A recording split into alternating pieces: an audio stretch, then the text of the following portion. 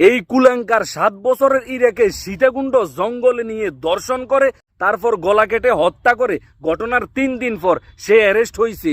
এখন ইরার পরিবার ইরার দর্শন এবং কি ইরার হত্যার বিচার পাওয়ার জন্য তারা একটা লয়ার ধরবে, আর এই কুলাঙ্গারকে জামিনে বাহির করার জন্য তার পরিবারও একটা লয়ার ধরবে। এখন আমার প্রশ্ন, এই কুলাঙ্গারের পক্ষে যে লয়ার দাঁড়াবে, ওই লয়ারের কি পরিবার নাই?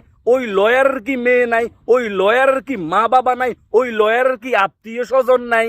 কেন আপনি একটা দর্শনকারীকে বাঁচানোর জন্য দাঁড়াইতে হবে? আপনি কি ভাত পাবেন না? আপনি কি ভাত খাওয়ার কোনো ব্যবস্থা নাই? আপনার কি লাজ লজ্জা নাই?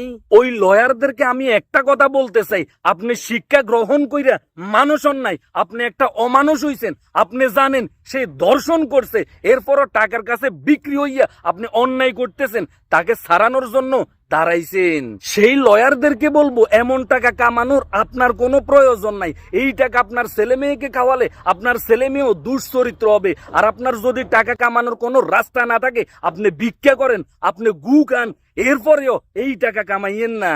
এই কুলাঙ্গার সর্বপ্রথম ইরাকে চকলেটের লোভ দেখিয়ে তারপর সীতাকুণ্ডে পার্কে বেড়াইতে যাবে, সেইটার লোভ দেখিয়ে ঘর থেকে বাইর করে সীতাকুণ্ড জঙ্গলে নিয়ে যায়। ওই দেখেন,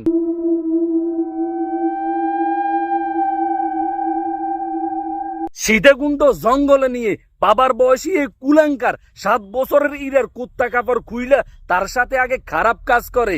ওই শোনেন, তাকে প্রথমে ধর্ষণের চেষ্টা করে। মেয়েটি যখন চিৎকার শুরু করে, যখন চেঁচামেচি শুরু করে, যখন 7 বছরের ইরা বলে আমার বাবাকে আমি সবকিছু বলে দিব, তখন এই কুলাঙ্কার পকেট থেকে চাকু বাইর কইরা ইরাকে শেষ কইরা দে।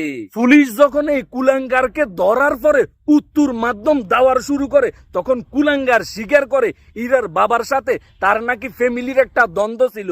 সেই দ্বন্দ্বর জের ধরে ইরাকে বাসা থেকে বাইর করে নিয়ে হত্যা করে। ভাবতেও লজ্জা লাগে, চিন্তা করতেও আশ্চর্য লাগে। এই রমজানের মধ্যে কি শুরু হয়ে গেল? রমজানের মধ্যে 7-8টা খুন, 10 থেকে 15টা দর্শন।